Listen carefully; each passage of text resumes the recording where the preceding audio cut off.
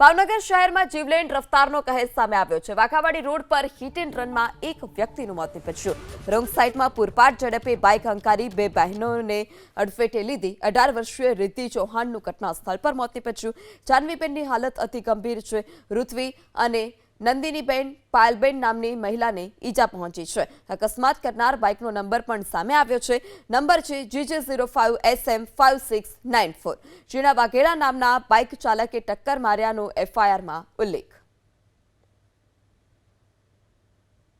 ભાવનગર શહેરમાં hit and run જેવી બીજી એક ઘટના સામે આવી છે, જેમાં ફરી એક વખત શહેરના વાઘાવાડી રોડ ઉપર ગત રાત્રિના સમયે આ ઘટના બની છે। તમને સ્થળ ઉપરના દ્રશ્યો બતાવવા માંગીશ। અહીં જે સેન્ટ્રલ સોલ્ટ આવેલું છે તેમની પાસે આ જે એક્ટિવા ચાલક જે બે બહેનો હતી, જેમાં આ જે બાઇક ચાલક છે તેમને અડફેટે લેતા એક બહેનનું મોત થયું છે, જેમનું નામ રિદ્ધિબેન છે। તેમની ઉંમર 18 વર્ષ છે, જ્યારે તેમના મોટા બેન જાનવીબેન છે તેમની હાલ આઈસીયુમાં સારવાર ચાલી રહી છે ખાનગી હોસ્પિટલમાં। આ બંને બહેનોને ખસેડવામાં આવ્યા હતા, જે દરમિયાન નાની બહેનનું મોત થયું છે અને મોટી બહેન છે તે સારવાર લઈ રહી છે।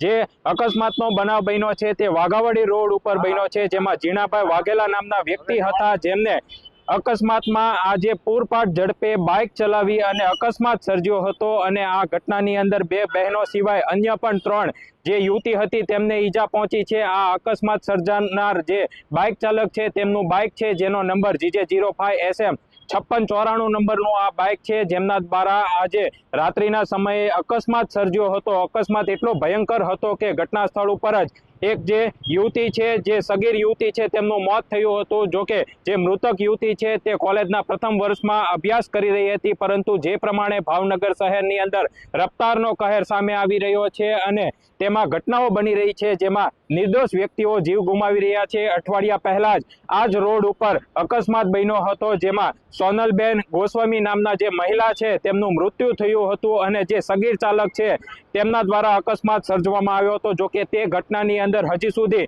જે થાર ગાડીનો મૂળ ચાલક છે તે પકડાયો નથી। આ ઘટનામાં દ્રશ્યોમાં જોઈ શકો છો કે જે નીલમબાગ પોલીસ મથકના ઇન્ચાર્જ પીઆઈ છે તેઓ બનાવ સ્થળ ઉપર પહોંચ્યા છે અને સમગ્ર જે ઘટના છે તેની જાણકારી મેળવી રહ્યા છે અને અકસ્માત કેવી રીતના બન્યો હતો તે પણ પૂછપરછ કરી રહ્યા છે। કારણ કે ગત રાત્રિના સમયે આ જે ઘટના બની છે, જેમાં કુલ 4 યુવતીઓ છે કે તેઓ ઈજાગ્રસ્ત છે, જ્યારે એક યુવતી છે તેમનું મૃત્યુ થયું છે। આ બનાવ સ્થળ ઉપરના આ દ્રશ્યો છે જ્યાં અકસ્માત સર્જાયો હતો અને ત્યારબાદ આજે બંનેની જે બાઇક છે તે પણ ઘટના સ્થળ ઉપર છે। તમને અન્ય તરફના પણ દ્રશ્યો બતાવવાનો પ્રયાસ કરીશ। અહીં જે ઇન્ચાર્જ પીઆઈ છે તેઓ બનાવ સ્થળ ઉપર પહોંચી અને આ જે બાઇક ચાલક છે તેમના અંગે જાણકારી મેળવી રહ્યા છે। કેવી રીતના અકસ્માત સર્જાયો હતો તે તમામ અંગે જાણકારી મેળવવામાં આવી રહી છે, કારણ કે આ જે ઘટના બની હતી જેમાં આ જે બાઇક ચાલક છે તેમના દ્વારા રોંગ સાઈડની અંદર આવી અને અકસ્માત સર્જ્યો હોય તે પ્રકારનો એફઆઈઆરની અંદર ઉલ્લેખ કરવામાં આવ્યો છે। અને આ જે ઘટના છે તે ખૂબ જ ગંભીર ઘટના છે, કારણ કે એક અઠવાડિયાની અંદર